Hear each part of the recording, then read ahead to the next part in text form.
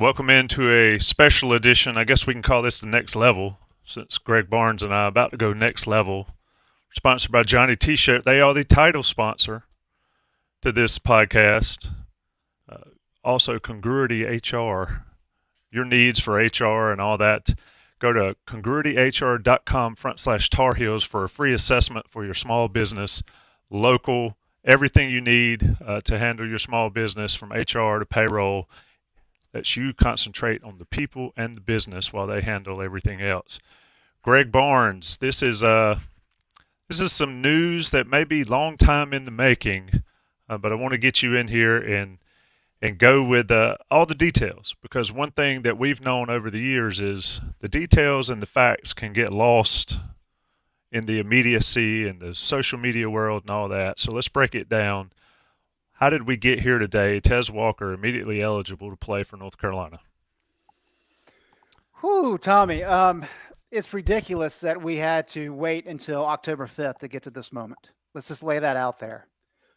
North Carolina and Tez Walker had to attempt to convince the NCAA 9 times to make Tez Walker eligible. It took 9 times for this to happen. So I guess I don't want to give NCAA credit for much of anything, but I guess you give NCAA credit for finally seeing the light, although their hands were forced a little bit, but especially give credit to Tez Walker and his group for staying on it and for not accepting really was an egregious decision on the behalf of the NCAA, and for really working with UNC and for UNC to be willing to work with Tez Walker and his group to make sure he was able to play. The fact that North Carolina Attorney General Josh Stein got involved, I think, speaks volumes. Released a statement earlier today in which he shared the letter that he wrote to the NCAA last week, basically laying out, hey, these are all the issues that have already been discussed over the last 8 months. And then kind of threw in there at the end that, hey, it raises serious antitrust concerns as an illegal restraint of trade. That was the quote. So not only is Tez Walker eligible because he checked all the boxes for mental health, right? The rules changed after he enrolled at UNC. Because of all these things, and you get into the North Carolina Central aspect of where their season was canceled because of COVID, and he was punished for practicing during a year in which the football season was canceled in terms of making that count as a one-time transfer. So those are 3 things that we've beaten to death, and now he actually checked all these boxes. And yet now you add in the fact that the North Carolina Attorney General got involved in terms of saying, hey, we're highlighting some of these antitrust concerns. It's ridiculous that it took this long. Now, this really should be kind of a celebratory day for North Carolina fans, and it is. I mean, Tez Walker's a great player. I hate it for him that he had to wait this long to be able to play. He will play on Saturday. But, geez, you just have to really scratch your head, at the adults in the room about why this was such an issue. But again, congrats to Tez for persevering and for his group for really working hard to make sure they righted a wrong. Yeah, you make the great point about the antitrust issues, and those type things tend to scare folks into maybe reassessing their stance. Let me read the folks the NCAA statement. And Greg, I do find this one interesting. It said, it is unfortunate that UNC failed to provide this important information previously, while we must be careful not to compromise a student athlete's right to privacy when it comes to sensitive issues. We want to assure the D1 membership and everybody watching how the new transfer rules are applied, and that this meets the new transfer waiver standards. They open that statement by saying, received new information regarding University of North Carolina student athlete Tez Walker this week. Staff determined with the new information qualifies Walker for a transfer waiver. The information had not been made available by UNC previously, despite the school's multiple chances to do so. Greg, I'm not sure what to make of that. The So is bottom there? the bottom line is Tez is eligible. That's ultimately all that matters. That's an interesting statement from the NCAA. Yeah, anything in there, Tommy, saying, "Hey, congrats to Tez Walker. We apologize for costing you 4 games." Did you Nope, see that anywhere? it does not. It goes on, and this is more, and this is important. And I think folks, shout out to the almost 600 joining us live at Inside Carolina for a next level reaction show. UNC's behavior and decision to wage a public relations campaign is inappropriate and out of bounds of the process UNC's own staff supported. Had the UNC staff not behaved in this fashion and submitted this information weeks ago, this entire unfortunate episode could have been avoided. I'm glad this is live because I'd probably get in trouble with the FCC if it were not. That is unbelievable. It is utter nonsense. Utter nonsense. Take some accountability. If you're going to sit there and you're going to claim that, hey, we're about the student athletes now, we weren't previously, even though we never admitted it. But as soon as our hands were forced with NIL, all of a sudden we're much more about helping the student athlete. And yet, basically what they're saying is North Carolina didn't just accept what we told them, even though they had a point, which is why we ultimately granted Tez Walker eligibility. Forget that. Forget that they were right. But the fact that they actually raised concerns and they voiced their disapproval with the fact that we were wrong, which, as we know today, they were wrong. And instead of saying, you know what, we made a mistake. Was UNC perfect? No, they weren't. Ultimately, they're part of our institution, right? This is a voluntary association. They're a member of our club. So while they may not have been perfect, we certainly weren't either. And so this is a learning opportunity. And unfortunately, Tez Walker is the one who got screwed in this. Where's that in the letter of the NCAA if they truly care about student athletes? Can we cut the crap and be honest about what this really is? How much does Charlie Baker make as the head of the NCAA? I don't know what that number is. 5 million, 20 million? What does Tez Walker make? Nothing. He does not receive a paycheck from UNC or the NCAA.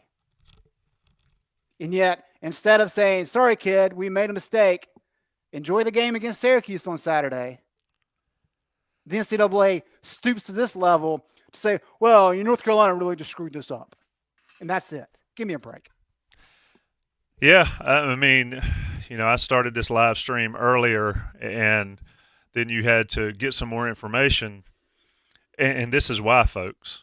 Greg was not only getting background information and filling out all the crossing the T's and dotting the I's, he was getting it together to discuss the NCAA's nonsense. I mean, this is an institution that moments after they denied Tez the right to play ahead of South Carolina, they were tweeting out about mental health, almost in a mocking fashion, and saying things like, well, if your mental health's so bad, maybe you shouldn't be playing a sport. You should be concentrating on your mental health, things like that. And here we are today, October 5th. They've granted him eligibility. Thank goodness for Tez gets the opportunity to do what he's blessed to be able to do. And they say that. They blame the North Carolina staff, Mac Brown not called out by name here, but blame the UNC staff for behaving in such a fashion. And if they'd have done their jobs, basically, this would have been over a long time ago. I don't know what else to add on that, Greg. I mean, it blows my mind. The tone deafness and downright, I think it goes beyond tone deaf, right? Because if you're tone deaf, you just don't know. I think they full well know what they're doing here. Tez Walker caught in the crossfire, caught in the wash, or whatever you want to call it. He is eligible to play against Syracuse, South Carolina. A little late on that one. But, Greg, just some background for folks over the last couple of weeks, because last we heard, I believe it was after App State maybe, that it was over with. And there was a lot more that could be done but probably wouldn't be done. What have you learned over the last couple of weeks? Well, let me say this first, and I'll dive into that. Tommy. It's about self-preservation for the NCAA. I wrote an article after the Michael McAdoo lawsuit back in the summer of 2011. So this has been going on for a long, long time. Basically highlighting the point that what the NCAA had done for years and years and years and years is when somebody finally got them in a corner and had them dead to rights and potentially had them in a court situation where serious change was coming. Because as we know, the only time the NCAA has ever made serious change is when the government decides to breathe down their neck. That is it. That is the only time. But whenever they've been put in those situations, what do? They bring out a lot of money, right? And they say, hey, let's settle kind of behind the scenes. Let's kind of make this go away. We can't help you in terms of getting your eligibility back, but let's just make this go away so it doesn't go to court. And then what happens is down the road, they do the same thing. And this has been their track record. It's all about self-preservation. So they don't have to put out a statement like they did today, which indicates to everybody that they haven't been in this situation before, right? The last couple of years have been really hard on the NCAA because NIL. Because now all of a sudden, the kids are starting to get a piece of the pie.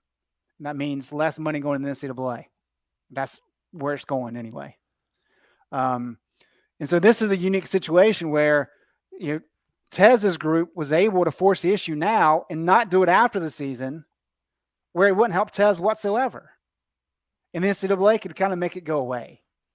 So what happened after that final hearing, which was number 8, by the way, let me say it like this. It was number 8 in terms of the NCAA listening and considering Tez's proposal. But that was the first time and the only time, and that includes this past 5 weeks, the only time that they've ever talked to Tez Walker. So give him credit for talking to him once, but for however long, for a few minutes. 15 minutes, I think is what it was. Throughout this whole 10-month ordeal, Tez has talked to NCAA for 15 minutes. But basically after that, I think Carolina had run its course and figured out that, hey, you know what? We did everything we could. We had this PR campaign. It just is not going to work. Well, at that point in time, Tez had to make a decision. Okay, am I ready? Just let this be and to go ahead and prepare for the NFL draft or decide that, hey, I'm going to wait one more year, stay at Carolina and try to boost my draft stock in 2024. And he put together a really good group of individuals to kind of support him, a legal team. And that group worked really hard and kind of dove into all this and determined that, okay, well, here's a couple avenues that we can take. And I think one thing is important. Yeah, I highlighted the fact that Josh Stein pointed out the serious antitrust concerns as a legal restraint of trade. That's important to kind of know what the potential mess could have been for the NCAA. My understanding is that really didn't play a major factor in NCAA ultimately deciding that Tez Walker could be eligible. Maybe in the background of, hey, if this continues, maybe that's something on the docket for later. But in the immediate conversations, it was really about, okay, well, this is the process of what it takes to get a kid eligible. Where was Tez Walker lacking? And what can we do to address any of those potential concerns you may have? That's ultimately what it was, which brings me back to the point of, if the NCAA was really about the rights of student athletes and taking care of them and promoting them and protecting them, then instead of saying, hey, you have to have all these boxes checked properly, right? What's the whole thing with the SAT? If you're outside the line just a little bit, then it kicks it out and you're done. That's exactly what I was thinking about. Right. So instead of saying, you know what, you need to tighten up here, we're missing this right here. This would be very, very valuable for us to have. And if you could provide this instead of this other stuff that you thought was checking that box, then we can talk. And at the end of the day, my understanding is that's what it was. Finally came to senses, I guess. After it's ridiculous, but it took Tez's team saying, you know what, we're not going to give up on the kid. We think this is a legitimate wrong. it's worth fighting for him and to keep at it. And UNC did what it could. They understand the NCAA, but it took some outside eyes to say, okay, well, let's see what we can do maybe to help. How can we address maybe some gaps here? And that collaboration between UNC and Tez Walker's group ultimately did enough to sway the NCAA into making the right decision on try number 9. Yeah, let me ask you one more question about what I mentioned in their statement. They said that had North Carolina done this or done that, you sort of alluded to it, and we talked about it a while back. What did North Carolina not do over the past 10 months that it should have done or could have done that the NCAA may be referencing here?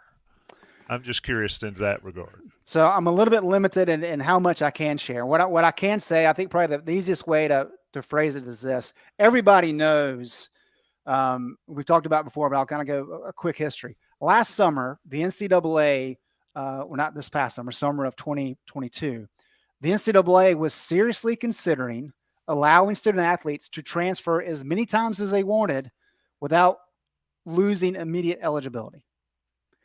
And they got a lot of pushback from member institutions, and because of coaching staffs didn't want it. The coaching staffs wanted to limit the amount of inflow and outflow of the transfer portal. And so in August of 2022, the NCAA said, all right, everybody gets a 1-year free transfer. Beyond that, we're working on a process to really tighten things up and really to provide guidelines and get through a lot of this stuff where there's easy ins and easy outs for the transfer portal. Basically, if you've transferred once before, it's going to be really tough for you to do it again. And so as everybody knows, the thought was that was going to go into effect before the second semester started. It did not, which is really where all this kind of started. Tez Walker and however many other kids that transferred in December enrolled, and for Tez, it was January 9th. Well, the NCAA put forth new laws, new guidelines on January 11th. So after he had already enrolled. And there was a lot to this. There was a lot of points that they had made and a lot of new information with the guidelines. And so a lot of these schools, UNC included, were trying to kind of catch up and trying to understand exactly what was required. And my response to kind of to the NCAA's statement they put out today is, was Carolina perfect in terms of submitting exactly what was necessary? Probably not. Now, was the NCAA 100% accurate in the information they provided back to UNC? No. Okay.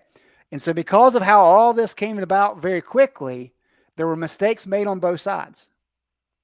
And instead of the NCAA just saying, you know what, we both kind of screwed up a little bit. I mean, we're not talking major things here. We're just talking about very minute, small details. But if the NCAA was being honest and legitimate, they would say, hey, there were some errors on both sides. We probably shouldn't have instituted this after the second semester started. It created some problems. We're learning from this. We're about the student athlete. So we're making strides to get better. We will take a long look at this, make sure we do better next time. They, of course, chose not to go that route, but that's what a respectable organization would have done. That's what a legitimate organization would have done. But instead, now they're just trying to throw fire at UNC and blaming UNC for Tez Walker missing 4 games, which is complete nonsense. Yeah, I mean, all laws and everything, living documents and all that, they are adjusted, they evolve and all. And it sounded like they came to an impasse, and I think it was because they were pissed that Mac came out so hard at them. And that statement, anybody that had any doubts if that was the case, then that statement certainly puts it out there, at least from the NCAA side. Let me ask you this, Greg, and this is a live reaction to Tez Walker being granted immediate eligibility. We'll call it a next level, but it's certainly one of Inside Carolina's special podcasts.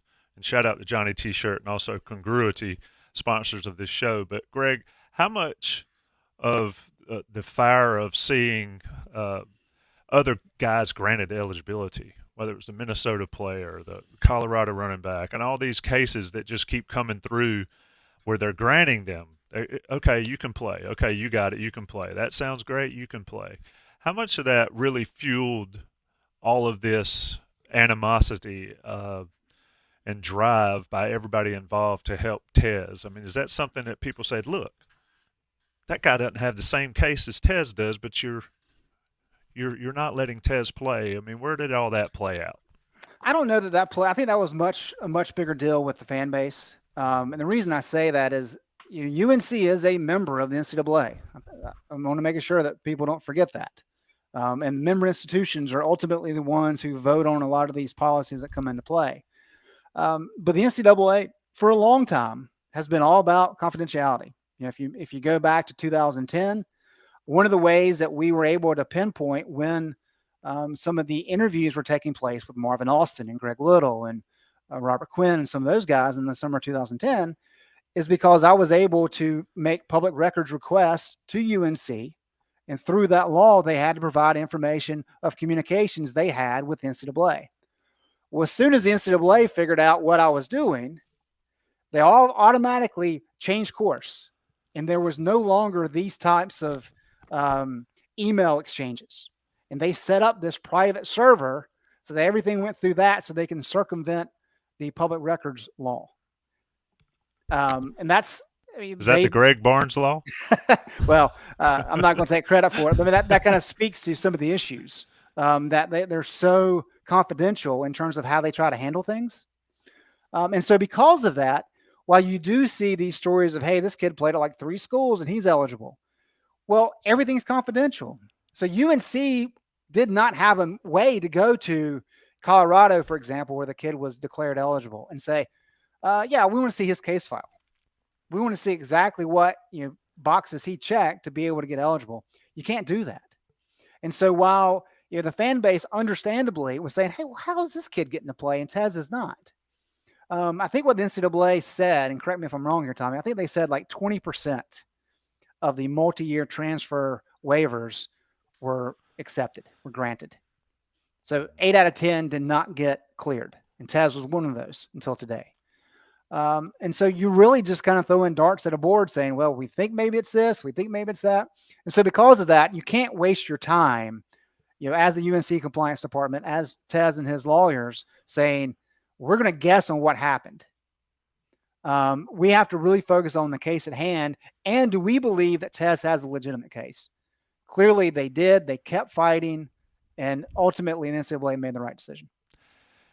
Last question for you, Greg, and folks watching this. We'll be back later tonight. Greg Barnes gets no time off. We got a game plan podcast to talk about tonight, 9 o'clock, UNC and Syracuse with Jason Staples. Of course, this news might change that game plan podcast just a little bit on the football side of things. But what's next for the NCAA, Greg? And I know that's kind of a holistic question, but what is what's next? I mean, how can this entity, voluntary, as you say, continue to stand on its 2 feet and rule over the college landscape, given these type cases? Tommy, unfortunately, I feel like we've talked about this a lot, and I don't know that anything's changed. I think there's the media is much more tuned to the issues that the NCAA represents, which is a good thing. They understand that the NCAA is not just doing the will of the people, right? That they actually are bureaucrats and are really about themselves instead of being about the student athletes, which is kind of the whole purpose.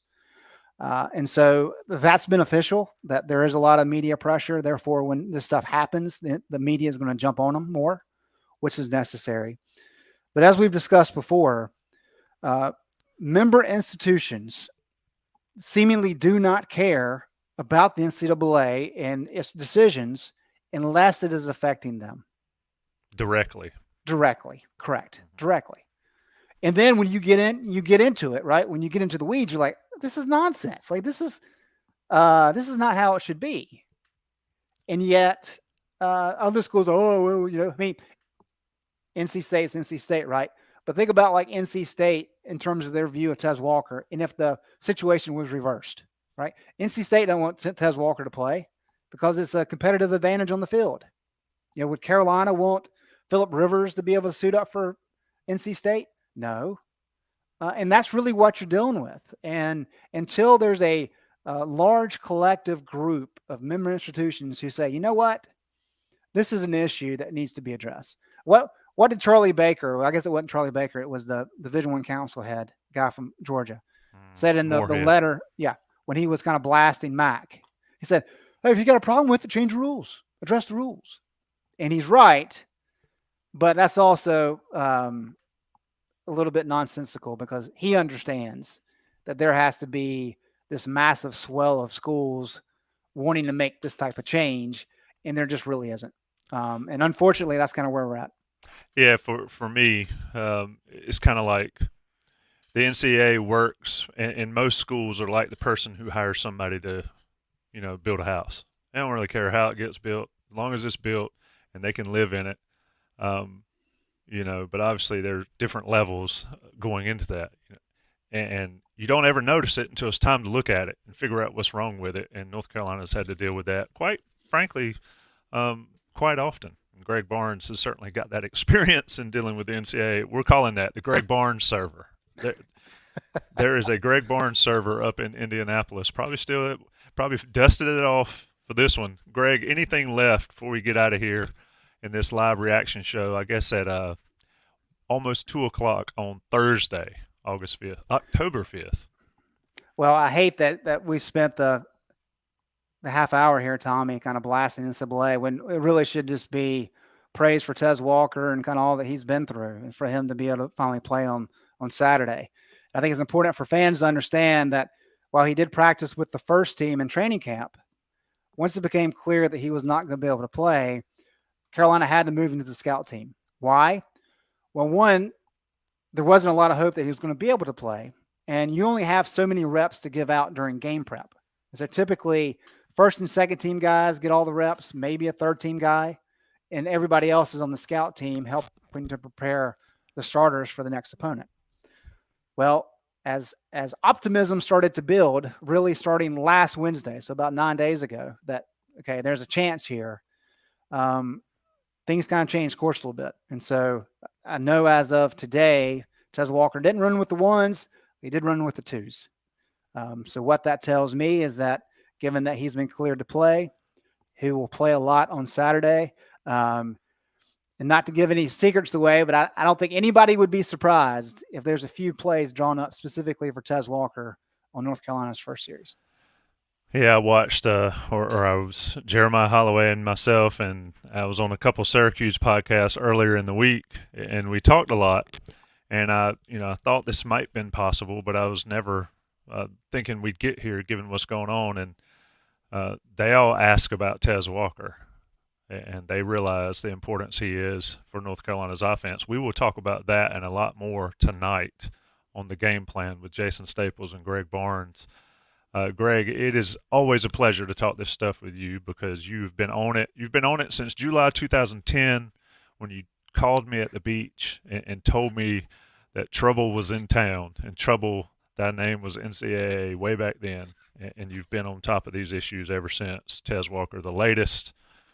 Tez Walker immediately eligible to play for North Carolina this season, and that starts at 3:30 on Saturday versus Kenan Stadium. Join us tonight at 9 o'clock on the Game Plan Live. Shout out to the 850 or so folks that joined us. It's Greg Barnes. I'll be his agent. You can buy his book at some point in the near future down the road about how to deal in the college landscape of the NCAA. Greg, it's always a pleasure, man. Thank you. Yep. Thanks, Tommy. Thanks to everybody else. Thanks to Johnny T-Shirt, Congruity, and everybody that loves this podcast. Keep coming back. We'll be back tonight. Later.